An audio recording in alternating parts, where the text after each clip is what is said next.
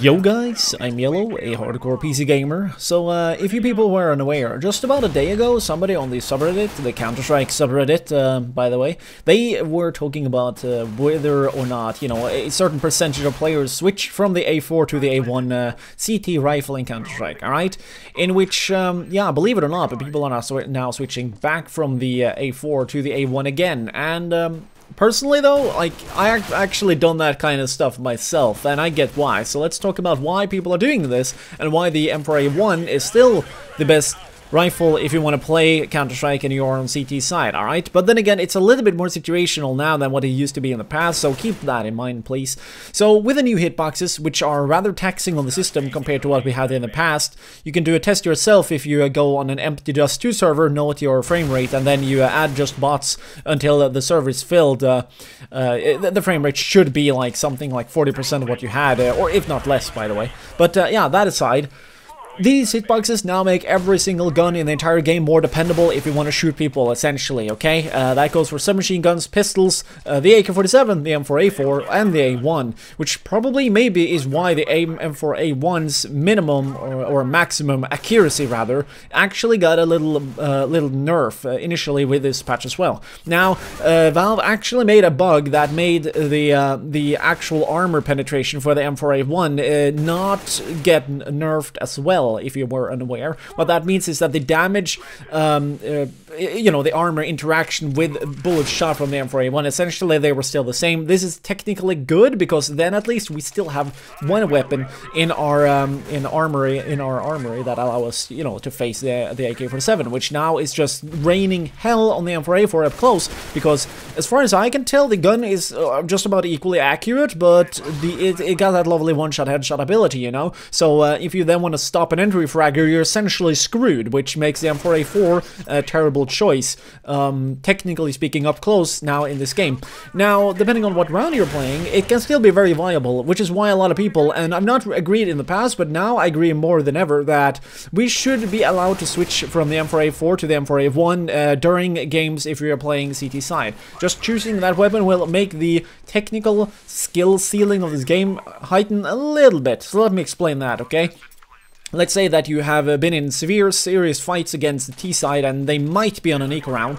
Now, better than ever, more so than ever, it will be, and it should be very important, to have one more rapid firing rifle on your team rather than a submachine gun. People nowadays buy armor all the time, so having a submachine gun, so to speak, depending on time and place, become obsolete regardless. Even though, again, the UMP can be a decent choice, but it doesn't really have that accuracy or the bullet count, as well as a lower rate of fire. Wow, look at that bugged smoke.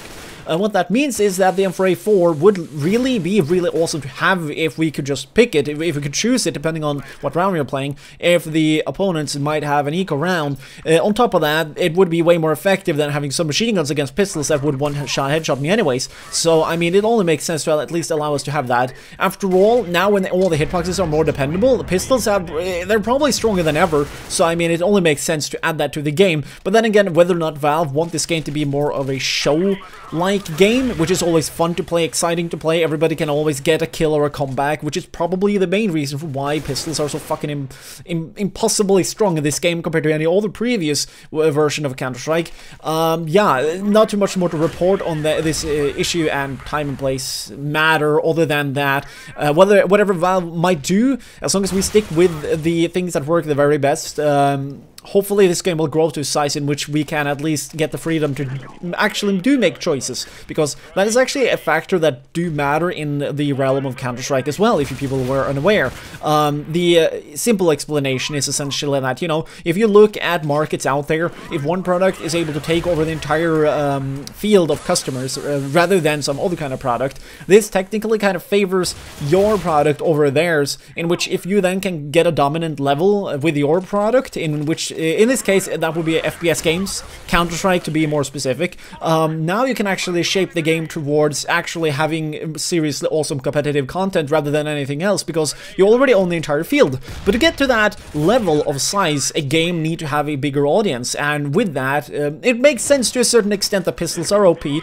that a lot of things are just outright overpowered and just does not really make that logical sense if you go into things in detail. But regardless, you can't really blame Valve. After all, they're a company, even though again they are way better at handling things than League of Legends as far as I've seen. But then again, I take interest in these kind of business-like affairs, so don't really mind me in that avenue. Huh? So what weapons are you people gonna choose? I'm a little bit curious, because the A1 still makes sense to me. It does take a decent amount of time to get used to the new spray pattern. I mean, it's slower, and the spread is a little bit wider than what it used to be in the past, but it's still, in general, it works out for me, I guess, even though, again, the herd was a little bit annoying to get through. So, yeah, not too much more to talk about in the realm of Counter-Strike, other than that we have gotten a patch that is supposed to increase the frame rate a little bit as well. So a few people have had troubles with that in the past. Hopefully that should be better. Also, all the animations have been tightened a slight bit, which I like. I actually made an exclusive video about that, so that's kind of cool.